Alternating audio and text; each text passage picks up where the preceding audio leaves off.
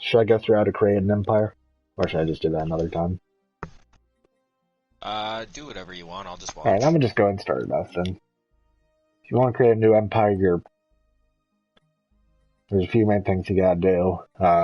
Gotta choose your appearance. Just, it doesn't really affect stuff that anything. we already did? Yeah, I'm gonna just, go ahead and do that. Right. Gonna have to go ahead and name your species. I'm joining up. Alright. It's taking a while. Yeah. Oh, the broadcast has been stopped, it says. It hasn't. Okay, I'll try again. Huh.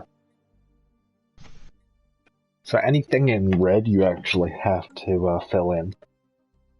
You could technically, I think you can leave your trait picks empty, but not necessarily.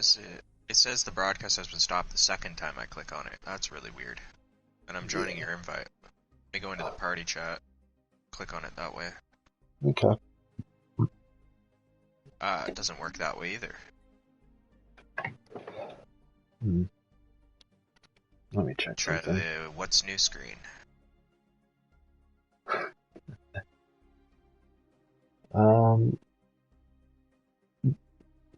Nothing? Yeah, for me it's on actually. I can even click on my own stream. Maybe I need to exit Stellaris for it to work, I don't know. You might want to go into YouTube and do it that way. Oh, through YouTube. Yeah, I don't do it that way. I don't know how. I've always done it through Twitch. Yeah, I use YouTube. I ain't really got my Twitch set up.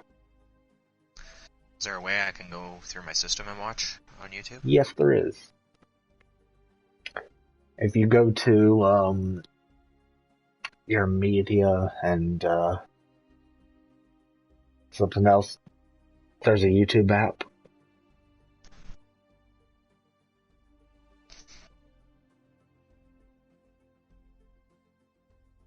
And yeah, in that do you have the YouTube app downloaded? No. Alright, well you're gonna have to download it then. Tell you what though. What's your YouTube? I'm gonna watch it from my phone. It's just my name.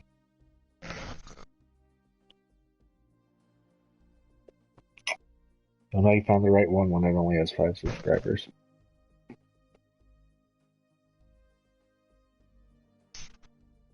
Be easier to watch from my phone anyway. Oh yeah.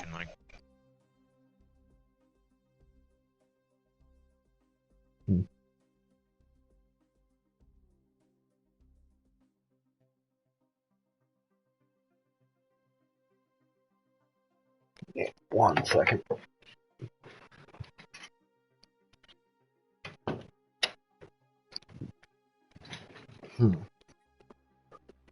Is your photo a guy on a tank? Yes. I've subscribed. Hmm. And I'm gonna be watching, right? Alright.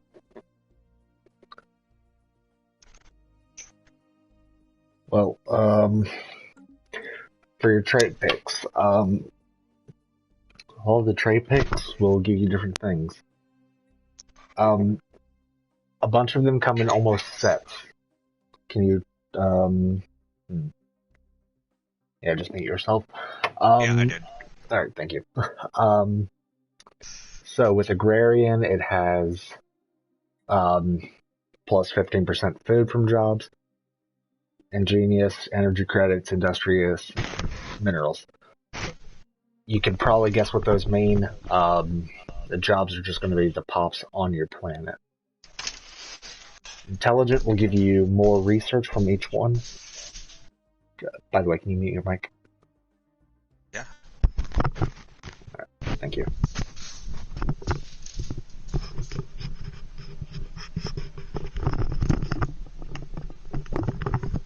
Yeah? Can you hear me? Yep. Oh, what? What about now? Oh, yeah. And now? Still. Okay, I gotta go back in my room. Apparently it doesn't let me do it from my headset. Apparently not. Alright, well, intelligent, that'll give you, on the bottom right, that'll give you engineering research, physics research, and science research. The red numbers next to the names of each one is how much they will cost. If your cost, which is in trait points, goes into the negative, it is invalid. It has to stay in the positive. And you get picks.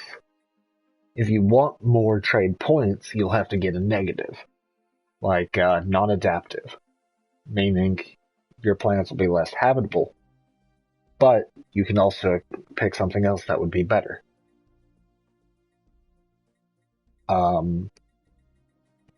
So I'm probably going to go for intelligent because it's just a nice trait to have, and I think I will go for.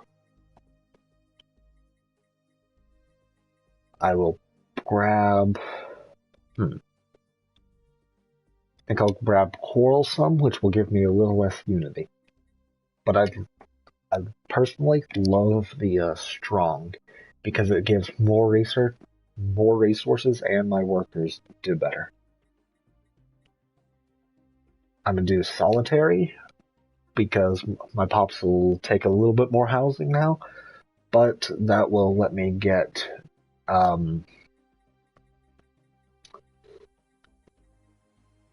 quick learners, which will let my leaders level up quicker. It is fine if your trait points and picks are in 0, they just can't be negative. Ruler. You can customize this however you want with the right stick if you're on console. Your clothing and everything like that. The name is the only thing you are forced to input. My ruler will be named Blarg. And now that's good. If you want to change their title, you can do that. Their air title, you cannot. So, next on to the next tab with R1, Homeworld. Your homeworld needs a name.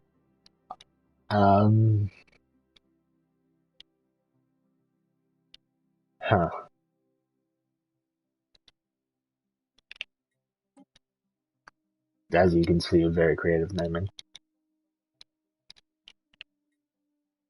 And then you can choose which kind of planet you want to start on. If you don't choose one, I believe they'll just have it random. But the planets you choose, there will be planets in-game that are these kind of planets. The type of planet you choose is the one that your people can live the best on. That'll be the most habitable. I think I'll choose a continental world. So if the world is a continental world, you'll get a very high habitability. If it is the other two kinds in this section, wet or tropical, you will still have a good habitability, but it won't be as high as continental. And any of the other ones, they will be a lot less habitable. But that does not mean you can't inhabit them. City appearance, this is again just cosmetic. I'll probably go for the reptilian look. It just looks best to me. Alright. Empire. Your governing and ethics. This will kind of set out who you are in the game. Say you want to be someone who's constantly at war, you would do that with your militarist.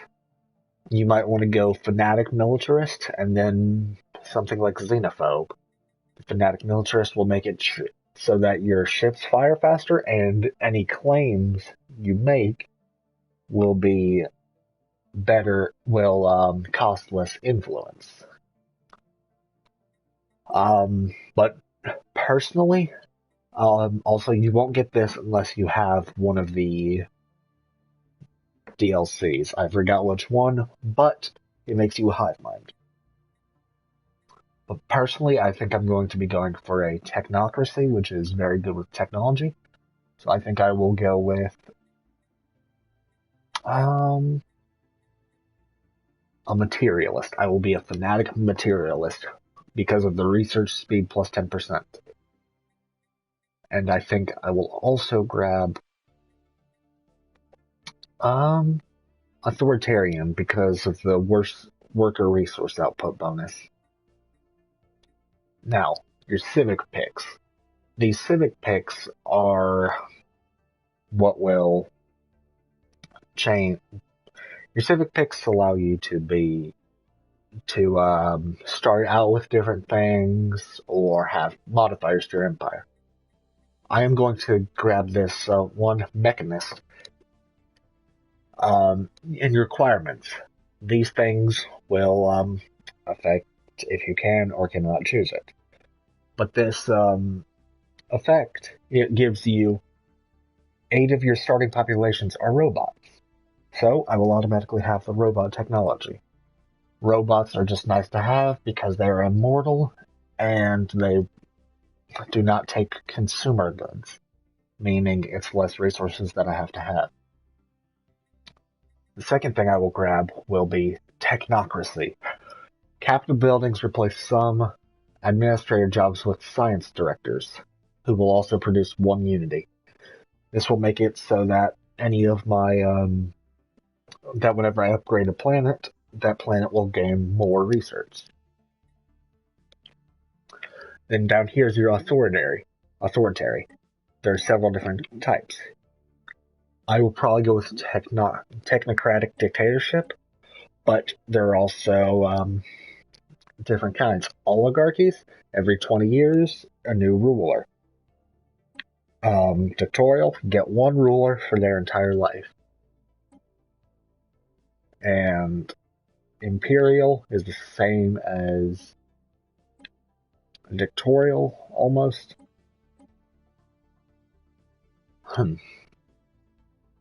Okay. Empire name and flag. Your empire name, just name that whatever you want it to be. It will be Blarg. The Blarb technocracy. Adjective, you also have to put that in. Technocracy of Blarg. Then you have your flag design. You can go through here and select however you want this flag to look. I think I will go for I will go with this one because it looks scientific, I guess. And color, select your colors. The primary color is what it'll look like inside of your borders. The secondary is the color of your border whenever you're in the game. I think I'll go purple and black. And then you can also change your background to however you want it to look. I think I will go for this. Ship appearance, again, cosmetic only. Any of your military ships or civilian ships will now have a distinct look. Advisor voice, without some of the later DLCs, you don't get any advisor voices. You only get the original. Then you'll go to summary, where it'll give you a quick rundown of everything you chose.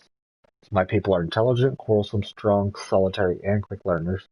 I'm a dictatorship, and I'm a technocratic one. My ethics are authoritarian and fanatic materialist.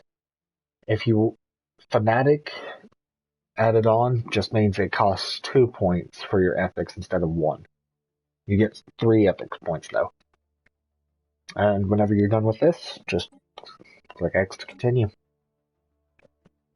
And you have your game details if you're doing single player. Your game details will just be how you want the game to be set up. I have mine set up as large, but it could be medium or even small. Galaxy shape, this just depends on however you like it. I tend to leave it as ring. AI empires, this is how many other empires there will be with you in the game. Advanced AI starts, this determines if any of the AIs get a head start in terms of technology and how much stuff they already have. A fallen empire. A fallen empire is in the lore, it is an empire that used to be one of the strongest. Now it has fallen. This becomes the endgame crisis, which at your endgame start year down here, this is whenever the fallen empire will awake. It will become an awakened empire. Fallen empires are already very strong, but they will not go out of their way to attack you or anything like that, and they will not expand. It's almost as if they are asleep. But whenever they awake, they will begin to try and take over the entirety of the galaxy. Tech tradition cost, this just determines how much the tech will cost. If you want an easier game, go lower. If you want a harder one, go higher.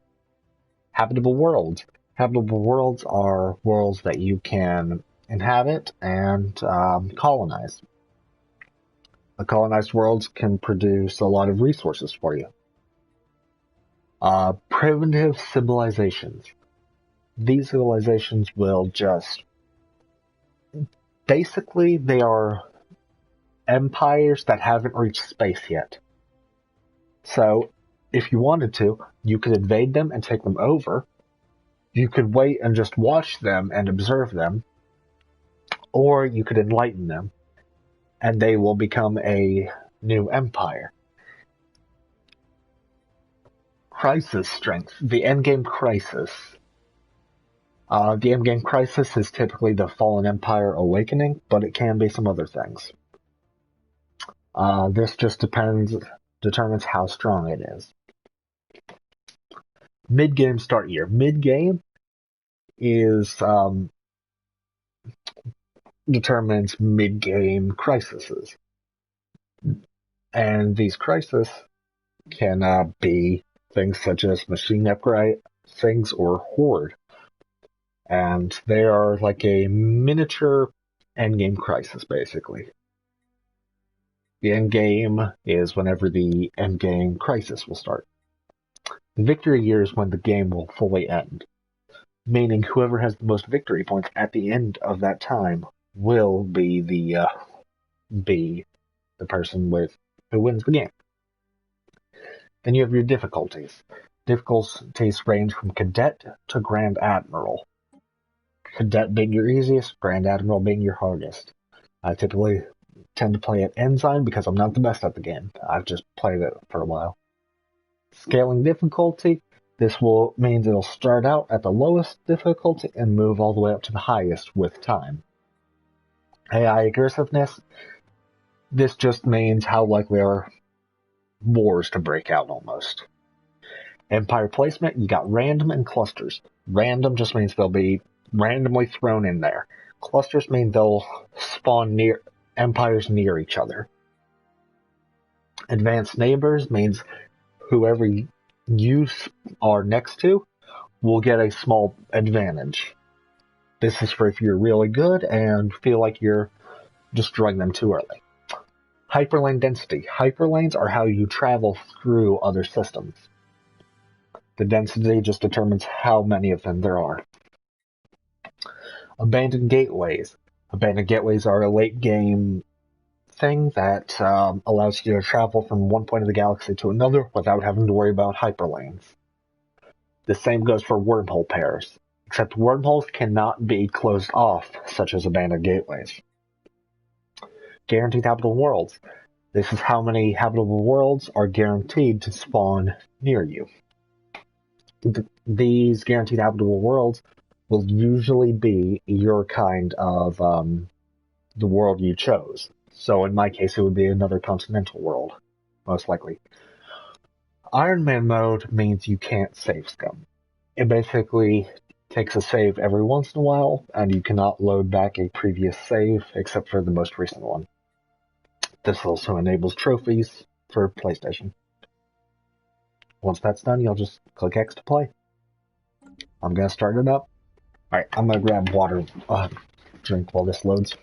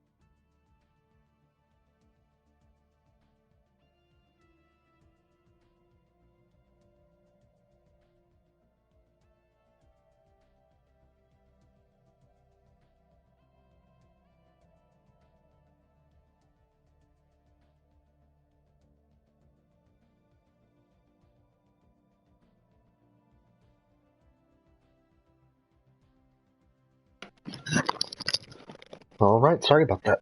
Let's start the next section. This basically just tells you what your empire is again. And on the right, it gives you a brief explanation of everything in that empire. Alright, now, once you're in this view, you have basically a visual look at everything you have. Here's your home world with the name under it.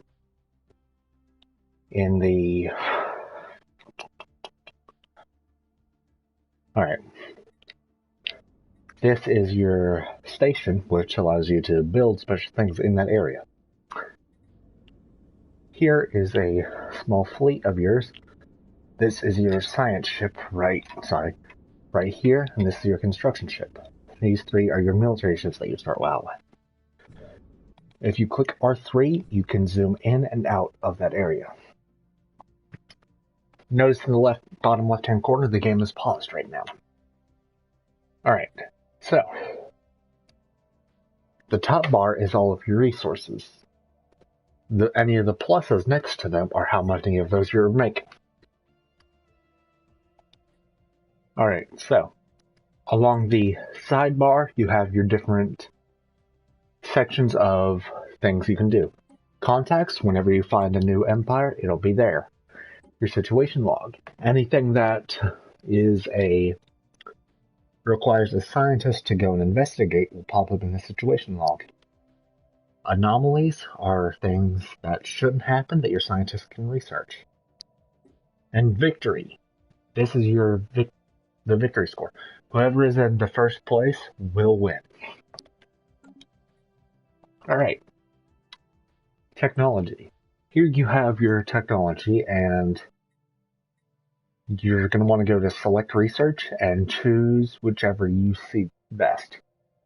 Physics research from researchers plus 20%. That is typically what I will go for. Fusion reactors are also useful. Fusion reactors will give you more towards fusion reactors basically give you more energy for ships that they are built on. And field modulation gives you more energy credits from technicians. I think I'm going to go for this first because I have a low amount of energy credits being made. Second one, you can get biodiversity, more society research, offworld trading, which it's useful, and eco simulation. I think I'm going to go for biodiversity. And here I'm going to go for nanomechanics. If you want to know what any of those mean, you can just click on them and see. Alright, press circle to back out. You have the market, which you can buy and sell resources in. As you unlock new resources, you will be able to buy and sell some of them. Cosmography, don't really worry about this, it gets a bit complicated. But you can give any section of your empire, you can basically give them a focus down here. And this focus will determine what they're going to focus on producing.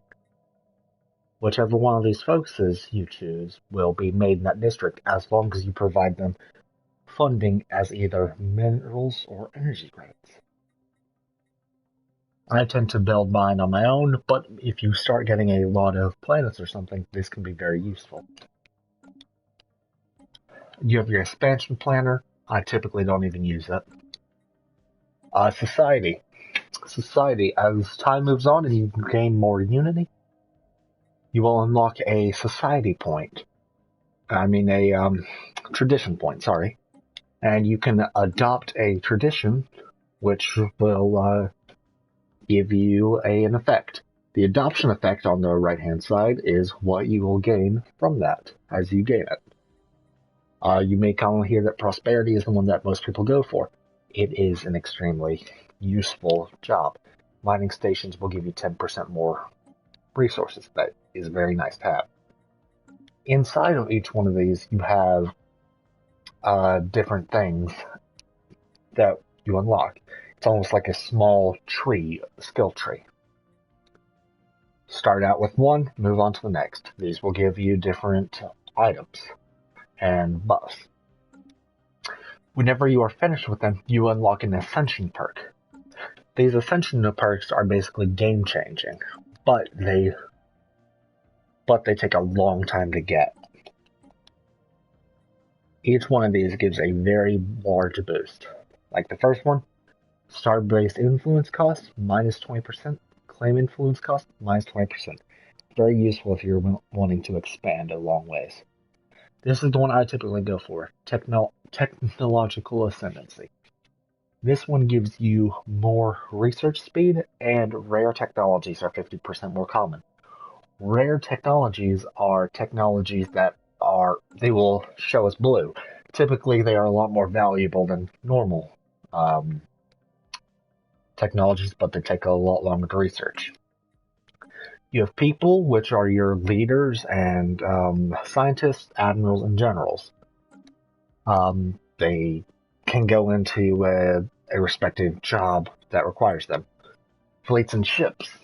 Your fleets and ships can be used to, if you want to create a new fleet, you can do that. If you want to upgrade all of the ships in your fleet, you can do that. If you go into your ship, click X on it, and go over to the right, you can, with the right stick, increase or decrease how many of those ships you want. You can add a ship design that you have already made to it and produce more of them. Home station, this is where they will return if they are upgrading. Well, no, not upgrading. If they get destroyed and some of them survive, this is where they will return to. Fleet stats determine if they will go after anyone they see or if they will let them fly by. You have change leader, which will is an admiral. Admirals give you special bonuses for ships and stuff. That's about all you need to know for that. War, whenever you declare war on another person or get declared war on, this tab will show up. Claims. A claim is how you claim territory from another faction in order to go to war with them. Once the war is completed, any claimed territory with them will become yours. Federation. Federations are an alliance between a large number of people. You may get invited to a federation or not, but these federation tabs will give you access to special things between the people you join with. And map modes, this typically doesn't matter too much, but I have the, if I were you, I would have the hyperlane map mode turned on to see wherever you are, what paths lead to which place. Alright, now that that's through, if you go onto your right-hand side, you can select your science ship. With that science ship, you can go to an adjacent world to your home world, and you can, if you click X on them, you can go and say, explore that system. The scientists will basically go through there really quickly and see if there's anything really special in there, but they won't give you much information. If you survey, this scientist will go individually to planet and basically give you information about each one. If you want to expand your borders, you need to survey the systems. So, click X and survey system. If you want to chain an order so that you can do something else instead of constantly micromanaging your science ships, press square on the next place you want and survey system. And do it again. And you can do that as many times as you want. Alright, now at this point I'm going to unpause the game, and holding triangle, I'm going to speed it up to 3 times speed. Okay. Well. Now we're just going to wait a moment to gain resources. Any questions so far, you can just put them in the chat.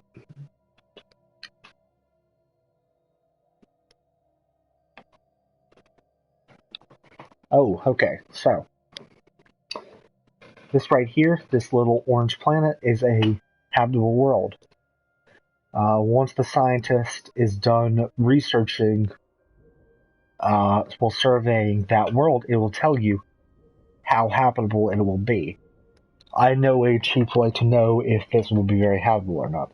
If you hover over them in the bottom right-hand corner, it will say the name of the world and what kind of world it is. I chose continental, and this is a continental world, so this world will be a very habitable world for me. All right. I typically like to close out this sectors tab for early game, but if you ever want to open or close them, just click on them. Okay, so planets. You notice how my planet has a little yellow house under its name on the right-hand corner? That will, if you click on that planet, this means that it has an open building slot. These slots can be built to make specialized resources or anything else. Oh, okay, right here. I just got a notification that my precursors event has started. Your precursors event is it was basically a faction before you by a long, long time ago. These can give you special bonuses, buffs, or items as you complete them. Situation log updated. You notice how it said situation log updated? If you go into your situation log now, there will be the precursors event in there. Alright, well. Just another option. You can click through those or read them. I know what most of them mean by now, so you can just they're typically just useless information. But yeah, your alloys foundries. These will take a lot of minerals, but produce alloys, which are a very important resource. You have your autochron monument. These will will turn consumer goods into society in unity. Civilian industries are like alloy industries, but they produce consumer goods. Commercial zones will produce clerk jobs. These clerks produce trade value and amenities. Amenities are things to keep your populations happy, and trade value can be turned into a few things, but by default, one trade value will equal one energy credit. If you have a large population that you need a lot of jobs for, that is a very good place to build it. Holocron theaters require two consumer goods, but they produce a small amount of unity and a large amount of amenities. Mass extinction. So that's a new event change. Precinct houses will make enforcers who produce unity, decrease crime, and spawn defensive armies. Defensive armies are there in case your planet gets invaded. Research labs turn consumer goods into new research. I'm actually going to build that one. Resource silos make a couple of clerk jobs which produce trade value and amenities, and it allows you to store more resources. A stronghold produces one housing for a population and one soldier job. Okay, well, now that these are here, give me 2 seconds. Okay. Well, if you go to planet features, there will be a few things here. These ones here are negatives, meaning they either keep you from producing as much as your planet can, or they are just an annoyance. The sprawling slums is the only one that is decently good. It reduces your max districts by 1, but whenever you get rid of it, it produces 1 population for you. So I'm going to go ahead and queue that up. Once my building is done, it'll create that. Okay, well, if you go on to the next screen, you have your population screen. In the top right, you have your native species. Below that is if you have robots, those will appear there, and that'll tell you how quickly they are producing. Once those numbers in the top right reach 100, a new population is created. And if there is a population that you are purging or that is declining, it will appear there. Okay, I'm going to go into the shipyard, and I'm going to do something useful. I'm going to create another scientist ship. This is done by clicking on the shipyard, and going all the way to the right-hand side and clicking on the science ship. This will produce a new science ship to speed up any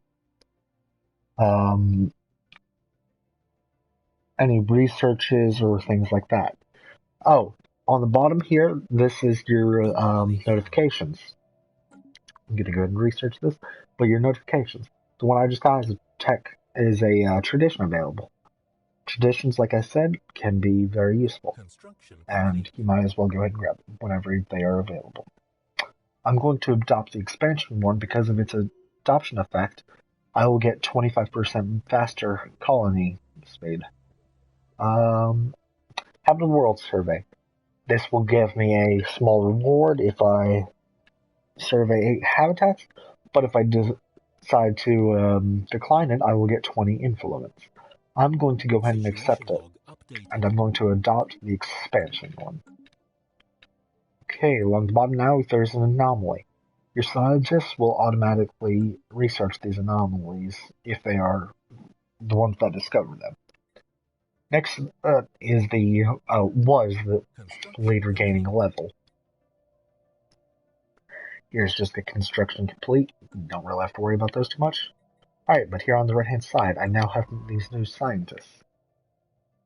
Currently, I can't do anything with these, such as research, because this scientist ship doesn't have a scientist assigned to it.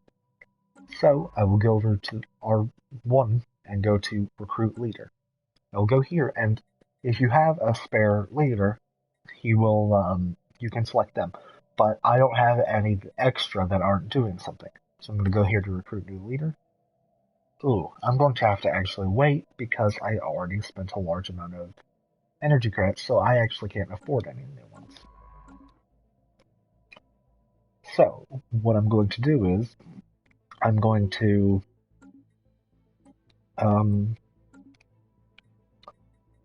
take my construction ship, and I'm going to click square on my planet. I believe you can also click X, and I'm going to do build mining stations. This is all of the little resources that pop up below the planet's name, the system's name, can be gained through that way. So this system, once I build all the mining and research stations on it, will give me 3 more minerals. 3 more energy credits, 2 minerals, 2 physics research, and 3 engineering research. Again, very useful.